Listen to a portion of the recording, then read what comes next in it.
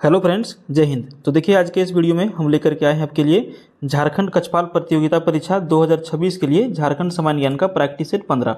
अभी तक हम लोगों ने फ्रेंड्स प्रैक्टिस सेट 14 कंप्लीट कर लिया है। जो लोग नहीं देखे हैं, सारा वीडियो अवेलेबल है, देख लीजिएगा। सारे प्रैक्टिस सेट में आपको 30 झारखंड के सामान्य ज्ञान इंपॉर्टेंट वाले मिलेंगे और इस वीडियो में भी हम लोग झारखंड सामान्य ज्ञान के 30 अति महत्वपूर्ण सवालों को कंप्लीट करेंगे। बिल्कुल विस्तार में समझेंगे सारे प्रश्नों का आंसर। तो चलिए हम लोग शुरू करते हैं आज का सेशन, आज का क्लास। वीडियो के अंत तक बने रहिएगा, आज का क्लास बहुत ही इंपॉर्टेंट होने वाला है। तो फ्रेंड्स देखिए, यहाँ पे पहला जो सवाल आपसे पूछ रहा है, ज्योग्राफी से संबंधित सवाल आपका है कि झारखंड का लाल मिट्टी प्रधानता वाला जो भाग है वो कौन सा है। झारखंड में आपको पता है कि जितने भी टोटल जो मिट्टी है उसमें से 90% भाग में लाल मिट्टी पाई जाता है। ठीक है, तो झारखंड में अधिकांश क्या है, 90% भूभाग में लाल मिट्टी है और लाल मिट्टी यहाँ पर ज़्यादा पाई जाती है। छोटा नागपुर का जो पठारी क्षेत्र है, लाल मिट्टी का आप कहिए तो प्रमुख प्रधानता वाला क्षेत्र है। ये मिट्टी जो है नीस और ग्रेनाइट के विखंडनों से बनी है और इसमें फेरिक ऑक्साइड की उपस्थिति के कारण इसका रंग लाल होता है। समझ गए? तो क्या इसका हम लोग आंसर कर देंगे, ऑप्शन ए कर देंगे। छोटा नागपुर का क्षेत्र जो है लाल मिट्टी प्रधानता वाला क्षेत्र है। लाल इसका रंग होने का क्या कारण है, तो फेरिक ऑक्साइड की उपस्थिति के कारण मिट्टी का रंग क्या है, लाल है। और पूरे झारखंड में जो है 90% भूभाग पर लाल मिट्टी पाई जाती है। पहला सवाल का आंसर छोटा नागपुर क्षेत्र में जो है लाल मिट्टी की प्रधानता वाला क्षेत्र है। अच्छा, आपको बता देते हैं इसी से रिलेटेड कि झारखंड में जो है टोटल 6 प्रकार की मिट्टियाँ पाई जाती है। झारखंड में टोटल 6 प्रकार की मिट्टियाँ पाई जाती है। हमारा एक वीडियो भी है झारखंड की मिट्टी, आप देख सकते हैं जाकर के वीडियो में, उसको सर्च करिएगा तो मिल जाएगा। अब आते हैं दूसरा नंबर सवाल की ओर। झारखंड की किस नदी को बंगाल का शोक कहा जाता है? बहुत इंपॉर्टेंट सवाल है ये। झारखंड की कौन सी नदी है जिसको बंगाल का शोक कहा जाता है? समझे? इसका आंसर तो बहुत सारे लोगों को पता होगा। देखिए, इसका आंसर हो जाएगा दामोदर नदी। क्या हो जाएगा? दामोदर नदी। दामोदर नदी को बंगाल का शोक कहा जाता था। ठीक है, कहा जाता था, अभी नहीं। अब तो उसका अस्तित्व ही खतरे में आ गया है, इतना दोहन हो चुका है। क्योंकि मानसून के दिनों में जो है इस नदी में भीषण जो है बहुत बाढ़ आती थी, जिससे पश्चिम बंगाल के मैदानी इलाकों में भारी तबाही हो जाती थी। जब से दामोदर घाटी परियोजना लाया गया, डीवीसी लाया गया, उसके तहत बहुत सारे बांध बनाया गया, तो इसके जलधारा को क्या कर दिया गया, रोक दिया गया है ना। बांधों के निर्माण के बाद जो है इस पर बाढ़ जो है काफ़ी हद तक कम हो गया। तो ये जो है पहले झारखंड बंगाल का शोक कहा जाता था दामोदर नदी को। इसका कम होने का रीज़न यही है क्योंकि बहुत सारे बांधे जो है इसके ऊपर बनाए गए और अब जो है थोड़ा सा कम बाढ़ यहाँ पर आती है। समझे? तो इसका आंसर अब सभी लोगों को करना है दामोदर नदी। चलिए, और यहाँ पर जो भी नदियाँ देख रहे हैं, सुवर्ण रेखा नदी है, अजय नदी है, कोयल नदी, ये सारे नदियाँ जो है आपका झारखंड में ही बहती है, ये बाहरी नदियाँ नहीं हैं। 3 नंबर सवाल देखिए।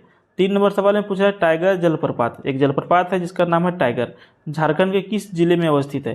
3 नंबर सवाल का आंसर जो आपको करना है हजारीबाग करना है। ठीक है, टाइगर जलप्रपात माने कि टाइगर वाटरफॉल झारखंड के हजारीबाग जिला में स्थित है। बरही एक जगह है, बरही के आसपास में ये स्थित है। ठीक है, बहुत ही खूबसूरत और स्थानीय पर्यटन स्थल है, पिकनिक स्पॉट भी एक तरह से कह सकते हैं। तो थोड़ा सा कम प्रचलित है लेकिन ये अच्छा जगह है। ठीक है, तो हजारीबाग जिला के बरही जो जगह है यहीं पे ये आपका टाइगर जलप्रपात अवेलेबल है। ठीक है, तो फ्रेंड्स आपको हम बता देते हैं कि ये जो हमारा वीडियो डेली आता है शाम के 7 बजे आता है। ठीक है, डेली प्रैक्टिस सेट अगर यदि आप लगाना चाहते हैं तो हमारे चैनल को सब्सक्राइब कर लीजिएगा और पास वाले बेल आइकन को प्रेस करके जो है सारा नोटिफिकेशन प्राप्त करके आप वीडियो हमारा देख सकते हैं। आइए चौथा नंबर सवाल की ओर। कौन सी रेखा झारखंड की राजधानी से होकर के गुजरती है? 4 नंबर का जो सवाल है इसका आंसर तो एक ही होगा, कर्क रेखा है ना। कर्क रेखा जो है झारखंड के ठीक बीच से होकर के गुजरती है और ये जो है राज्य की जो राजधानी आपका रांची है ना, उससे होकर के गुजरती है। अच्छा, रांची में भी आपको जगह का नाम बता देते हैं, कांके और मांझी के पास से होकर के गुजरती है। ठीक है, कांके नहीं लिखा रहा बढ़िया से, चलिए कांके पढ़ा जा रहा है, और मांझी। ठीक है, तो रांची में भी स्पेशल जगह है, कांके और मांझी से होकर के गुजरती है कर्क रेखा। क्लियर हो गया? चलिए अब बढ़ते हैं 5 नंबर सवाल की ओर। 5 नंबर सवाल देखिए बहुत इंपॉर्टेंट सवाल है और ये जो सवाल है आपका इतिहास से संबंधित है। झारखंड का इतिहास भी आपको समझना चाहिए।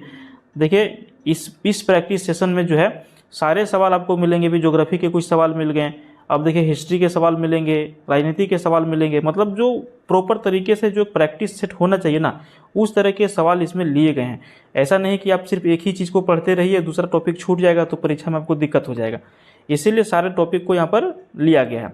सवाल 5 नंबर में देखिए पूछ रहा है कि अंग्रेजों ने निम्न में से किस विद्रोह को कुचलने के लिए उनकी भूमि को सन 1824 में दामिनीय कोह में परिवर्तित कर दिया। अब बात है देखिए 1824 का। अंग्रेज बदमाश थे, नो डाउट, है ना। बदमाश नहीं रहते तो इतना दिन हुकूमत ये लोग भारत के ऊपर हमारे कर ही नहीं पाते। इतने बलिदान के बाद भी ये लोग नहीं भाग रहे थे, 200-250 बरस यहाँ पर आकर के रुक गए। तो यहाँ पर जो है 1824 का बात हो रहा है। अंग्रेज ने एक विद्रोह को कुचलने हेतु जो है उसकी भूमि को दामिनीय कोह में परिवर्तित कर दिया। इसका आंसर आपको करना है, देखिए ऑप्शन हम लोग देख लेते हैं पहले। ढाल विद्रोह है, मुंडा विद्रोह है, पहाड़िया विद्रोह, संथाल विद्रोह। इसका आंसर आपको करना है पहाड़िया विद्रोह। अंग्रेजों ने जो है पहाड़िया विद्रोह को पूरी तरह से शांत करने और आदिम जनजाति की भूमि पर नियंत्रण स्थापित करने के लिए क्या किया, 1824 में राजमहल की पहाड़ियों के आसपास वाला जो क्षेत्र था उसको दामिनीय कोह में बदल दिया। ठीक है, माने कि पहाड़ियों का अस्कट कर दिया, दमन कर दिया, समझे, इसको घोषित कर दिया। और जिसके बाद में इसको जो है सरकारी संपत्ति मानते हुए वहाँ पर जो है संथालों को बसाया गया था। दामिनीय कोह का मतलब होता है सरकारी संपत्ति घोषित कर देना। ठीक है, सरकारी संपत्ति इसको घोषित कर दिया, पहाड़िया विद्रोह को दबा दिया गया और यहाँ पर जो है संथाल लोगों को बसा दिया गया। ठीक है, क्या कर दिया गया, संथाल लोगों को बसा दिया गया। कब का बात है, 1824 में। ठीक है, राजमहल की पहाड़ियों के आसपास की जो ज़मीनें थी उसको इन लोगों ने कब्जा कर लिया। 6 नंबर का सवाल देखिए, रूगदेव एवं कोंता मुंडा का संबंध किस विद्रोह से है। 2 व्यक्ति का नाम आया है, रूगदेव और कोंता मुंडा। इनका जो संबंध है, कौन सा विद्रोह से संबंध है, तो कोल विद्रोह इसका आंसर करिएगा। कोल विद्रोह, देखिए कोल विद्रोह कब हुआ था, 1820 में। रूगदेव, इसका एक दूसरा भी नाम था, रुदुदेव, इसको कहीं कहीं आपको मिलेगा, रुदुदेव, इसका नाम कहीं कहीं रुदुदेव भी मिलेगा। ठीक है, और कोंता मुंडा, इनका जो संबंध है 1820 के शुरुआती कोल और तमाड़ विद्रोह से है, जिन्होंने ब्रिटिश शासन और शोषक जमींदारों के खिलाफ जो है तमाड़ क्षेत्र में विद्रोह करने का काम किया था। समझ गए, तो कोल विद्रोह इसका आंसर करिएगा। 7 नंबर देखिए आपका इंपॉर्टेंट सवाल है, टाटा स्टील से है। टिस्को को लौह अयस्क की आपूर्ति किस खान से होती है। टिस्को, TISCO, टाटा, ये जो है टाटा स्टील वाला है। ठीक है, तो इसको जो लौह अयस्क की जो आपूर्ति होती है वो होती है नोवा मुंडी से। ठीक है, जमशेदपुर में स्थित जो Tata iron and steel company है, टिस्को जो है, इसको जो है इसका हालांकि अब नाम बदल गया है, टिस्को से इसका नाम अब सिर्फ टाटा स्टील हो गया है, चेंज होकर के। मुख्य रूप से झारखंड के जो पश्चिमी सिंहभूम जिला है वहाँ पर नोवा मुंडी एक जगह है, वहीं से जो है वहीं के खान से जो है इसको क्या मिलता है, लौह अयस्क की आपूर्ति होता है। ठीक है, ये तो आपका झारखंड से मिलता है, लेकिन इसको ओडिशा से भी लौह अयस्क की आपूर्ति होती है और उस जगह का नाम है बादाम पहाड़। वहाँ पर जो है उच्च गुणवत्ता वाले लौह अयस्क जो है प्राप्त होते हैं। समझे, ये सभी आप लोग याद रखेंगे। 8 नंबर सवाल देखिए, टिस्को को कोयला की प्राप्ति कहाँ से होती है। अभी तो लौह अयस्क की प्राप्ति के बारे में पूछ रहा था, अभी दूसरा सवाल यहाँ से आ गया कि कोयला की इसको प्राप्ति जो है कहाँ से होती है टिस्को को, माने कि टाटा स्टील को। तो देखिए इसका जो आंसर करेंगे आप झरिया कर देंगे, क्योंकि झारखंड में सबसे अधिक कोयला कहाँ पे पाया जाता है, झरिया में। ठीक है, पश्चिमी बोकारो की खान से भी यहाँ पर जो है मिलता है। ठीक है, टाटा स्टील के कारखाने को आवश्यक कोकिंग कोल की आपूर्ति मुख्य रूप से धनबाद जिले का झरिया जो कोयला क्षेत्र है और रामगढ़ बोकारो का जो कोयला क्षेत्र है यहीं से होती है, लेकिन मैक्सिमम सबसे अधिक जो है झरिया क्षेत्र से होता है। ठीक है, अब देखिए 9 नंबर का सवाल है, सिंदरी उर्वरक संयंत्र की स्थापना किस पंचवर्षीय योजना के दौरान किया गया था। 9 नंबर, इसका आंसर कर दीजिएगा प्रथम पंचवर्षीय योजना। धनबाद जिले में स्थित सिंदरी उर्वरक संयंत्र जो है भारत का पहला बड़ा सार्वजनिक क्षेत्र का उपकरण, आप उर्वरक या फिर कारखाना कह सकते हैं कि भारत का सबसे बड़ा जो कारखाना बनाया गया था सार्वजनिक क्षेत्र में, सरकारी था। ठीक है, इसकी स्थापना जो है प्रथम पंचवर्षीय योजना जो 1951 से 56 तक चला था। आप लोग पंचवर्षीय योजना का डेट याद रखें कि नहीं, याद रखिएगा। ठीक है, प्रथम पंचवर्षीय योजना 1951 से 56 के दौरान 1951 में इसका स्थापना किया गया था, जिसका मुख्य उद्देश्य था कि कृषि और खाद्यान्न के क्षेत्र में जो है आत्मनिर्भर भारत को बनाना। ठीक है, इसीलिए यहाँ पे खाद का उर्वरक का जो है यहाँ पे फैक्ट्री लगाया गया था। अब देखिए 10 नंबर सवाल पूछ रहा है कि झारखंड का वह कौन सा स्थान है जहाँ देश का बड़ा विस्फोटक कारखाना है। विस्फोटक मतलब पटाखा वगैरह का समझ लीजिए। ठीक है, ऑप्शन है जमशेदपुर, रांची, गोमिया और धनबाद। सही आंसर इसका करिएगा गोमिया। झारखंड का बोकारो जिला में गोमिया स्थित है ना, और यहाँ पर क्या है, देश का बहुत बड़ा वाणिज्यिक विस्फोटक है बनाने का कारखाना है, विस्फोटक बनाने का कारखाना है। इसे जो है इंडियन एक्सप्लोसिव लिमिटेड के नाम से जाना जाता है और इसकी स्थापना 1950 में किया गया था। ठीक है, कब किया गया था? 1950 में। गोमिया कहाँ पर है? बोकारो जिला में स्थित है। अब बढ़ते हैं 11 नंबर सवाल की ओर।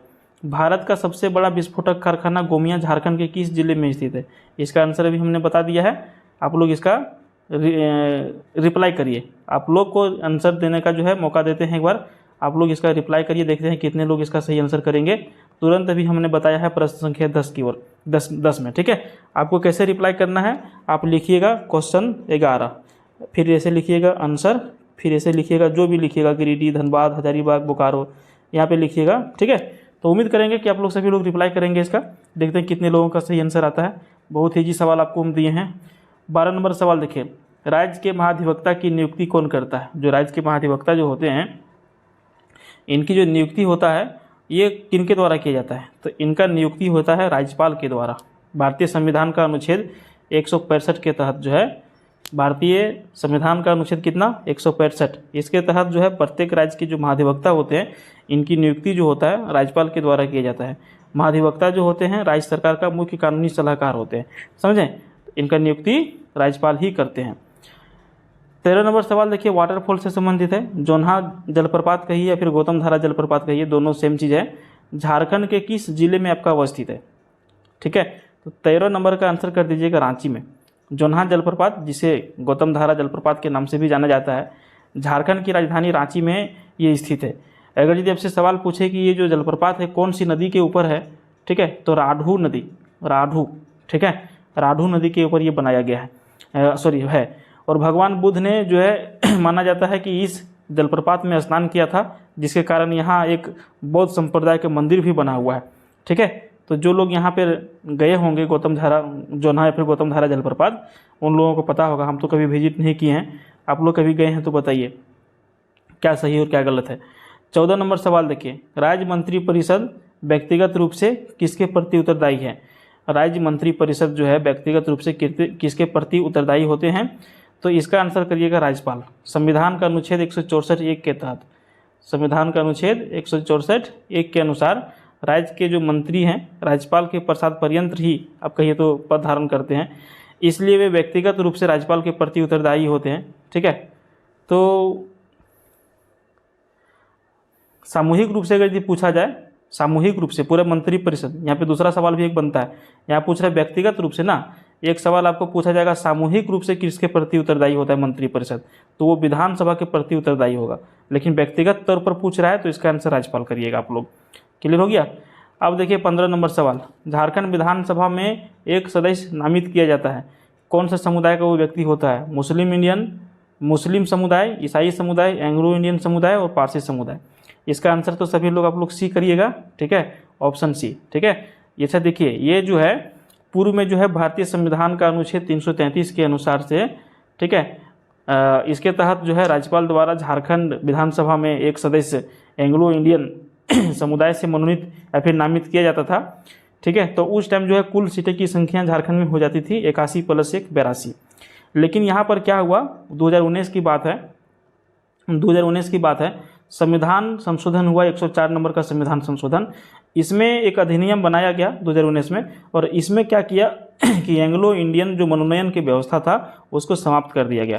अब ये सवाल अगर यदि पूछता है और इसका अगर ये ऑप्शन रहेगा तो ही आप इसका आंसर करिएगा, लेकिन ये सवाल अब पूछा ही नहीं जाना चाहिए मेरे हिसाब से। यदि कोई नए सेटर रहेंगे, ठीक है, तो ये सवाल अब नहीं पूछेंगे, और पूछेंगे तो इसका आंसर यही होगा। लेकिन करंट टाइम में अब कोई भी मनोनयन नहीं होता है, एंग्लो इंडियन का समस्या बोल रहे हैं जो ये सवाल है, ये समझिए कि एक तरह से खत्म हो चुका है। अब टोटल झारखंड में 81 विधानसभा सीट ही है। पहले बहुत कन्फ्यूजन होता था 81-82 में लोगों को। देखिए 16 नंबर सवाल है, तातापानी गर्म जलकुंड किस जिले में स्थित है? 16 नंबर, इसका आंसर आपको करिएगा, आप लोग करिएगा लातेहार में। क्या करिएगा? लातेहार। तातापानी गर्म जलकुंड झारखंड का लातेहार जिला का एक प्रखंड है जिसका नाम है बरवाड़ी। उसमें एक नदी है सुकरी नदी, इसी के तट पर ये जो है स्थित है।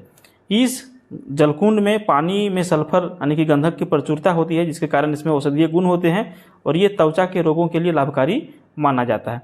तो तातापानी लातेहार में, ठीक है। अब देखिए 17 नंबर सवाल, हजारीबाग तथा कोडरमा के अभ्रक पट्टी वाले क्षेत्र में किस प्रकार की मिट्टी पाई जाती है? ठीक है, जो कोडरमा और हजारीबाग का जो क्षेत्र है, अभ्रक पट्टी वाले जो क्षेत्र हैं, यहाँ पे किस प्रकार की मिट्टी पाई जाएगी? तो यहाँ पे आप ऑप्शन ही देख करके छांट लेंगे तुरंत। ऑप्शन यहाँ पे सी में दिया गया है, अभ्रक प्रधान मिट्टी, यही इसका आंसर होगा। कोडरमा और हजारीबाग जिलों में भारत की अभ्रक की राजधानी इसको कहा जाता है, खास करके कोडरमा को। हजारीबाग में थोड़ा कम है, कोडरमा में सबसे अधिक है, ठीक है। और इस क्षेत्र की मिट्टी में जो है अभ्रक के जो छोटे छोटे कण पाए जाते हैं, जिसके कारण इस मिट्टी को अभ्रक मूलक मिट्टी कहा जाता है। और ये मिट्टी जो है चमकीली दिखाई देती है, और नमी कम होने के कारण जो है यह जमीन जो है थोड़ा सा कम उपजाऊ वाले होते हैं, ठीक है। 18 नंबर सवाल देखिए, उच्च न्यायालय के न्यायाधीशों को प्रतिमाह कितना वेतन मिलता है। यहाँ पे तीनों ऑप्शन जो दिए गए हैं ये फेल है, क्योंकि ये प्रश्न थोड़ा पुराना है और ऑप्शन में जितना भी सैलरी इन लोगों को मिल रहा है वो कम है, ठीक है। आप यहाँ पे इसका आंसर इनमें से कोई नहीं कर दीजिएगा। सवाल उठता है कि तो मिलता कितना है सर, आप बताइए हमें। तो देखिए, 7वां वेतन आयोग जब से लागू हुआ, न्यायालय के न्यायाधीशों का वेतन 7वां वेतन में जो है इसका 80,000 प्रति माह था। हालांकि वर्तमान में उच्च न्यायालय के जो मुख्य न्यायाधीश हैं इनका वेतन अभी हो गया 2.5 लाख, और जो अन्य न्यायाधीश हैं, ठीक है, उनका वेतन अभी है 2.25 लाख रुपया। चूँकि वर्तमान आंकड़े यहाँ पे जो है विकल्प में वो सब दिया नहीं गया है, इसीलिए इसको याद रखिएगा। जो उच्च न्यायालय के न्यायाधीश हैं इनका 2.50 लाख, और जो अन्य न्यायाधीश होते हैं, इनसे जो जूनियर होते हैं, उनको 2,25,000 भी सैलरी मिल रहा है। 19 नंबर सवाल देखिए, दक्षिणी छोटा नागपुर प्रमंडल का मुख्यालय कहाँ पर है। 19 नंबर का जो सवाल है इसका आंसर करिएगा रांची। झारखंड को प्रशासनिक सुविधा के लिए 5 प्रमंडलों में बांटा गया है। दक्षिणी छोटा नागपुर प्रमंडल का जो मुख्यालय है वो रांची में है, ठीक है। और इस प्रमंडल के अंतर्गत जो है टोटल 5 जिले आते हैं। कौन कौन सा जिला आता है? रांची आता है, खूंटी, गुमला, सिमडेगा और लोहरदगा। सवाल क्या था? रांची छोटा नागपुर प्रमंडल का मुख्यालय कहाँ है? रांची। इसके अंतर्गत कितने जिले? 5 जिले, रांची, खूंटी, गुमला, सिमडेगा और लोहरदगा। टोटल प्रमंडलों की संख्या झारखंड में कितने हैं? तो 5 है। अगला सवाल है, दुआरी गर्म जलकुंड किस जिले में स्थित है? 20 नंबर, इसका आंसर क्या करना है आपको? इसका आंसर कर देना है चतरा, ऑप्शन सी। दुआरी गर्म जलकुंड झारखंड का चतरा जिला में स्थित है। और झारखंड का सबसे गर्म जलकुंड, अगर यदि पूछा जाएगा कि झारखंड का जो है सबसे गर्म जलकुंड जो है वो कौन सा है, तो वो सूर्यकुंड है। कौन सा है? सूर्यकुंड। और ये जो सूर्यकुंड है, जलकुंड है, वो कहाँ पर है? हजारीबाग के बरही में है, समझे। यहाँ पे सवाल पूछ रहा था कि दुआरी गर्म जलकुंड कहाँ पर है, इसका आंसर आपका हो गया चतरा। चतरा एकमात्र ऐसा जिला है जहाँ पर रेलवे का सुविधा नहीं है। 21 नंबर सवाल देखिए, हुंडरू जलप्रपात किस नदी पर स्थित है? ये जो हुंडरू जलप्रपात है कौन सी नदी के ऊपर स्थित है? 22 नंबर का जो करेक्ट आंसर होगा, 21 नंबर का जो करेक्ट आंसर होगा हो जाएगा स्वर्ण रेखा नदी। प्रसिद्ध हुंडरू जलप्रपात रांची जिला में स्वर्ण रेखा नदी के ऊपर स्थित है, ठीक है। और ये झारखंड का सबसे ऊंचे और सुंदर जलप्रपातों में से एक है, जिसकी ऊंचाई लगभग 98 मीटर है, ठीक है। ये आप लोग ध्यान में रखिएगा, समझ गए। चलिए अगला सवाल है 22 नंबर। सवाल पूछ रहा है कि झारखंड में पाई जाने वाली नवीन प्रकार की जो मिट्टी है वो कौन सी मिट्टी है? 22 नंबर इसका आंसर कर दीजिएगा जलोढ़ मिट्टी। क्या कर दीजिएगा? जलोढ़ मिट्टी, ऑप्शन डी। झारखंड में पाई जाने वाली मिट्टी जलोढ़ मिट्टी जो है सबसे नवीन प्रकार की मिट्टी है। ये जो है मुख्य रूप से नदियों के द्वारा बहाकर लाई गई जो गाद होते हैं उसकी जमाव से ये बनते हैं। और झारखंड के साहिबगंज एवं पाकुड़ जो संथाल परगना क्षेत्र है उसके मैदानी भागों में ये जो है ज़्यादा पाए जाते हैं, समझे, जलोढ़ मिट्टी। अब आते हैं 23 नंबर सवाल की ओर। दामिनी एकोह की घोषणा जो है कब किया गया था? इसका आंसर आप देख चुके हैं, बढ़िया से प्रश्नों को सुने होंगे और अच्छी तरह से आप स्टडी भी किए होंगे हमारा सारे प्रश्नों को। इसका आंसर आप कर देंगे। क्या कर देंगे? 1824 ईस्वी में ब्रिटिश सरकार के द्वारा 1824 में दामिनी एकोह की औपचारिक घोषणा किया गया था। इसका मुख्य उद्देश्य क्या था कि पहाड़िया विद्रोह को दबाना और इस क्षेत्र को अपने नियंत्रण में ले लेना, समझे। तो 1824 इसका आंसर करिएगा। दामिनी एकोह क्या है? सवाल पूछा है कि दामिनी एकोह क्या है, 24 नंबर, ठीक है। इसका आंसर करिएगा संथाल परगना के पूरे क्षेत्र को सरकारी संपत्ति के रूप में घोषणा करना, यही है दामिनी एकोह का मतलब। दामिनी एकोह इस फारसी शब्द है, ठीक है। इसका अर्थ होता है पहाड़ियों का दमन, ठीक है। और इसके तहत अंग्रेजों ने राजमहल पहाड़ियों के आसपास के विशाल वन क्षेत्र जो था, संथाल परगना का जो क्षेत्र था, उसको सरकारी संपत्ति घोषित कर दिया था। बाद में इस क्षेत्र में संथालों को खेती करने और बसने के लिए आमंत्रित किया था अंग्रेजों ने। अंग्रेज क्या करते थे? फूट डालते थे, राज करते थे, एक दूसरे को लड़वा करके, समझे। चलिए 25 नंबर सवाल पूछ रहा है कि झारखंड राज्य के गठन के बाद 6 नए जिले बनाए गए। इन जिलों का नाम हम लोगों को बताना है। अब देखिए थोड़ा सा विस्तार में यहाँ हम लोग देख लेते हैं, आपको बता भी देते हैं विस्तार में। यहाँ पर ऑप्शन ए में तो कोई जिला का नाम नहीं है, बी में जिला का नाम है लेकिन 6 का नाम नहीं है, सी में ढालबुम, रामगढ़, खूमी, ये भी इसमें भी नहीं है। ऑप्शन डी देखिए, ऑप्शन डी जो है ना, लातेहार, सिमडेगा, जामताड़ा, सरायकेला, खरसावा, खूंटी और रामगढ़, यही 6 जिले का निर्माण जो है झारखंड गठन के बाद किया गया था। अपना झारखंड जो अलग हुआ वो कब अलग हुआ बिहार से? 15 नवंबर 2000 को। झारखंड का जब गठन हुआ उस टाइम जिलों का संख्या झारखंड में था 18। इसके बाद 6 नए जिले का निर्माण किया गया और अभी वर्तमान में जिलों की संख्या टोटल झारखंड में है 24। ठीक है, तो यहाँ अगर यदि हम बात करें कि कौन सा जिला कब बना, तो यहाँ पे देखिए पहला जो आपका लातेहार जिला है, लातेहार जिला 2001 में बना था पलामू जिला से अलग होकर के। ठीक है, दूसरा देखिए जो सिमडेगा है, सिमडेगा जिला भी आपका 2001 में बना था गुमला से अलग होकर के। आप देखिए जामताड़ा जिला यहाँ पर है, जामताड़ा जिला 2001 में बना था दुमका जिला से अलग होकर के। उसके बाद देखिए सरायकेला खरसावां जिला है, ये सरायकेला खरसावां जो है 2001 में पश्चिमी सिंहभूम से अलग होकर के बना था। खूंटी जो है, खूंटी ये आपका 2007 में रांची से अलग होकर के बना। और ये जो आपका रामगढ़ है 2007 में हजारीबाग से अलग होकर के बना था। समझे? तो ऑप्शन डी आप लोग आंसर करिएगा। 26 नंबर सवाल देखिए पूछ रहा है कि झारखंड का एकमात्र छावनी बोर्ड कहाँ पर कार्यरत है? 26 नंबर, इसका आंसर रामगढ़ हो जाएगा। ठीक है, रामगढ़ छावनी बोर्ड। ठीक है, झारखंड का एकमात्र छावनी बोर्ड है, इसकी स्थापना 1941 में किया गया था और ये जो है रक्षा मंत्रालय भारत सरकार के नियंत्रण में काम करता है और मुख्य रूप से सैन्य क्षेत्र के नागरिक प्रशासन और विकास की ये सभी देख रेख करते हैं। क्लियर? तो रामगढ़ इसका आंसर करिएगा। 27 नंबर सवाल देखिए पूछ रहा है कि कोई व्यक्ति यदि मंत्री बन जाता है तो उसे कम से कम कितने दिनों के अंदर विधानसभा का सदस्य बनना अनिवार्य होता है? मान के चलिए झारखंड का ही, अभी हम ये नहीं कह रहे हैं कि किसी को बनाया जाए, मान के चलिए 81 जो विधायक हैं झारखंड सरकार का, यहाँ पे अभी हेमंत सोरेन का सरकार चल रहा है, अगर यदि ये चाहेंगे किसी नए व्यक्ति को, कोई नया व्यक्ति उनको एक मंत्री बना दिया जाए, ठीक है, तो उनको जो है ना कम से कम 6 महीना के अंतर्गत, 6 महीना के अंदर अंदर उनको अपना चुनाव जीतना होगा विधायक का, समझें, तो ही वो मंत्री पद पर बने रह सकते हैं। एक ताज़ा उदाहरण आपको देते हैं, डुमरी विधानसभा, जब अभी JLKM के जो विधायक हैं यहाँ पर जयराम महतो, इनके पहले थे, ठीक है, उनके जब डेथ हो गया था शिक्षा मंत्री का, टाइगर का, तो उनका वाइफ बेबी देवी को बनाया गया था, ठीक है, लेकिन उसके बाद तो चुनाव ही आ गया था हालांकि, लेकिन वो चुनाव में हार गई। तो 6 महीना के अंदर क्या होता है, जीतना होता है चुनाव, किसी भी मंत्री अब बनते हैं, किसी भी तरह का मंत्री बनते हैं। तो भारतीय संविधान का अनुच्छेद 164(4) के अंतर्गत में जो है इसको लिखा गया है, बताया गया है, यदि कोई व्यक्ति विधानसभा या फिर विधान परिषद का सदस्य ना होते हुए भी मुख्यमंत्री या मंत्री बन जाता है तो उसे पद ग्रहण करने के 6 महीने के अंदर राज्य विधानमंडल माने कि विधानसभा का सदस्य निर्वाचित होना अनिवार्य है। ऐसा ना होने पर जो है उसे अपना मंत्री पद छोड़ना पड़ सकता है, समझे। 28 नंबर सवाल देखिए, भारत के कुल खनिज उत्पादन में झारखंड का हिस्सा लगभग कितना प्रतिशत है? 40%। बहुत पुराना सवाल है, आपको याद करना है इसको। झारखंड खनिज संपदा के मामले में भारत का जो है सबसे समृद्ध राज्य है और देश के कुल खनिज भंडार जो है और उत्पादन का जो है टोटल 40% हिस्सा अकेले झारखंड से प्राप्त होता है, समझे। यहाँ पर जो है प्रचुर मात्रा में कोयला है, लोहा है, तांबा है, अबरक है, बॉक्साइड है और भी बहुत भिन्न भिन्न तरह के यहाँ पे खनिज पाए जाते हैं। क्लियर।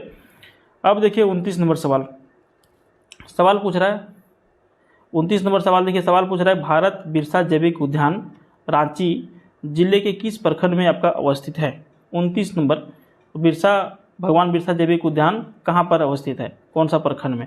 आंसर करिएगा और मांझी। भगवान बिरसा जैविक उद्यान जो बिरसा जू है, रांची पटना जो राजमार्ग है NH-33 उसी के बगल में ये जो है पार्क स्थित है और मांझी प्रखंड में।